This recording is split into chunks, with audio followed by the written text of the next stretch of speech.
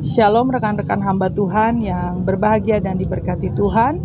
Apalagi kita dan pagi hari ini dalam perenungan pembacaan Alkitab selama 1 tahun, yang kita sudah sampai dalam kitab Lukas 7 hingga Lukas 9. Ya, Lukas pasalnya yang ke-7 hingga pasalnya yang ke-9.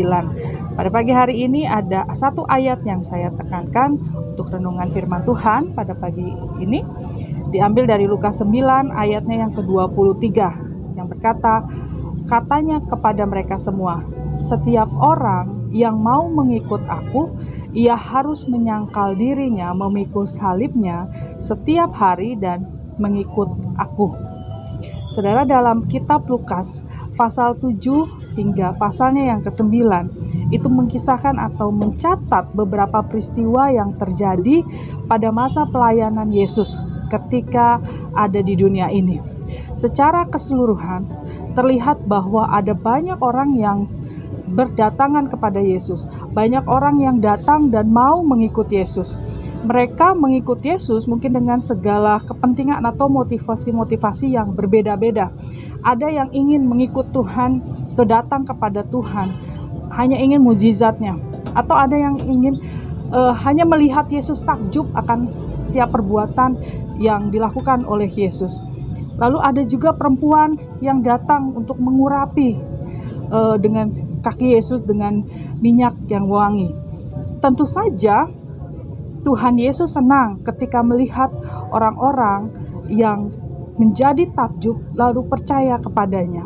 Akan tetapi rupanya hal mengikut Tuhan bukan hanya tentang mujizat, bukan hanya tentang kesembuhan, bukan hanya tentang kesejahteraan, bukan hanya tentang berkat-berkat.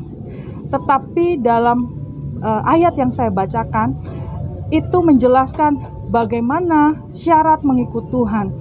Ada sebuah tanggung jawab, yaitu untuk menyangkal diri dan memikul salib setiap hari. Dan itu yang menjadi syarat untuk menjadi pengikut Kristus.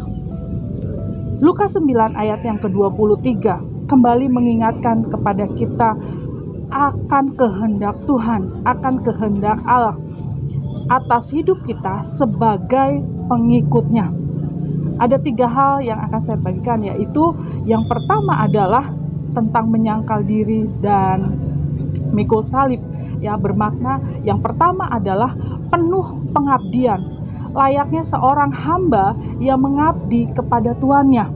Lalu yang kedua adalah tentang ketundukan kepada kehendak Allah, bukan kehendak pribadi, bukan kepentingan pribadi, bukan kebutuhan, bukan keinginan, tetapi tunduk dan taat kepada kehendak Allah.